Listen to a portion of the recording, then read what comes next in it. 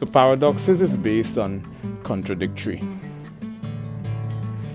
polarity, coexisting polarity or coexisting contrast, contradictory, like the wave medium, the wave particle duality in light technically is considered a paradox, a duality, and ambiguity simultaneously, because paradoxes is based on contradictory, ambiguity deals with indecisiveness.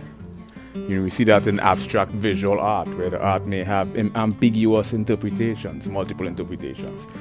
And because we have the wave-particle duality in light, it means that the wave-particle duality in light is a paradox, simultaneously dualistic, hence the reason they call it the wave-particle duality in light, because